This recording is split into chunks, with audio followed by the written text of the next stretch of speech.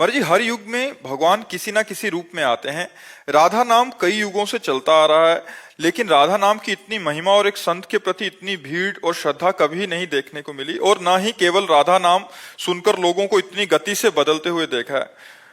भगवान का प्रभाव जागृत होता है, तो भगवान का प्रभाव जागृत होता है। जैसे वही बात आप जानते हैं, और इनके वाणी में भगवान जागृत हो चुके हैं, तो वही बात ये बोलेंगे तो हजारों लोगों के ऊपर प्रभाव पड़ जाएगा।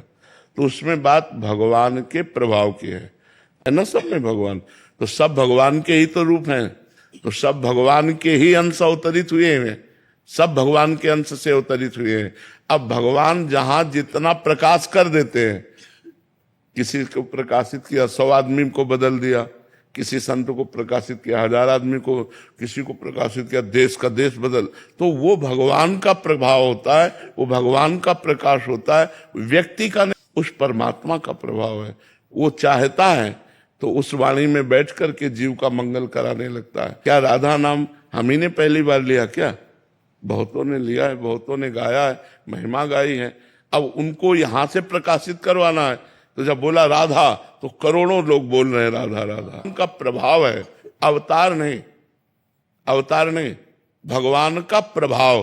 भगवान तो सब में, और भगवान जब अवतार लेते हैं तो अपनी अनंत शक्ति से लेते हैं, मतलब वर्षा कर देते हैं। भगवान जब अवतार लेते हैं, घोर पापियों को भी भगवान परम पद देते हैं, बिना साधना के भी परम पद देते। अवतार एक अलग चीज है।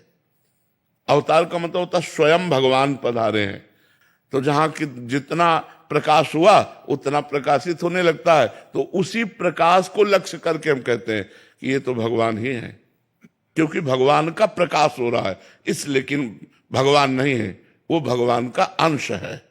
6 दिन के थे, 6 कोस में जिसका शरीर पड़ा था, ऐसी पूतना को 6 दिन में मार दिया, नहीं मार दिया?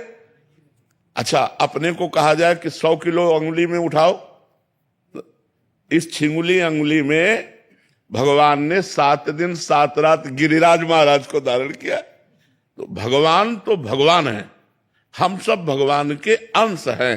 अब अंश में जहां जितना प्रकाशित हुआ, तो हम लोग उस प्रकाश को देखकर बोलते हैं कि ऐसी क्षमता मनुष्य में नहीं होती। वो साक्षात भगवान नहीं है, भगवान तो साक्षात कुछ और है। हम सब भगवान के अंश हैं। शरीर का राग हट जाए तो भगवान ही है उसमें, और कोई थोड़ी बैठा हुआ है, वही बैठे। गंगा जल का अंश चम्मच में आया तो हम गंगा जल तो कहेंगे उसे। टैंकर और चम्मच वाले गंगा जल में अंतर होगा। चम्मच वाले में डुबकी नहीं लगा सकते, टैंकर वाले में डुबकी लगा सकते हैं। अब एक अंश है भगवान के बड़े बड़े ऋषि मुनि जो आकाशचारी हैं, और हम उछले तो धम्म से गिर पड़ेंगे, और वो आकाश में विचर रहे, तो अंश वो भी है भगवान के। एक है कि वो जो चाहे नई सृष्टि रचना कर सकते हैं, लेकिन वो भगवान नहीं है। भगवान का पावर अनंत है, और हम लोगों का पावर सीमित है। हम लोग भावना में कह देते हैं, लेकिन भगवान तो भगवान है।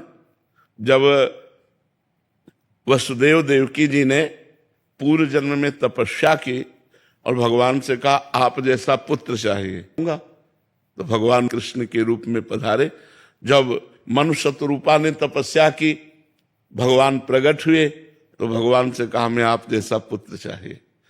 तो उस समय भी भगवान यही बोले कि मेरे जैसा तो सिर्फ मैं ही हूं। तो वही जैसे तो सिर्फ भगवान है। भगवान के भय से वायु चलती है, भगवान के भय से मृत्यु भयभीत होकर काम कर रहा है, भगवान के भय से पृथ्वी जल में नहीं डूब रही, भगवान के भय से सूर्य चंद्रमा अपना प्रकाश समय पर कर रहे हैं। भगवान भगवान है, भगवान जैसा कोई नहीं है। हाँ, कहीं कहीं भगवान का तेज प्रकाशित होता है, लोग देखकर प्रभावित हो गए, वो भगवान का तेज प्रकाशित हो रहा है, भगवान नहीं। भगवान तो अनंत महिमाशाली है। जितने ब्रह्मांड हैं ये भगवान के एक रोमकूप में है, इतने महान भगवान है।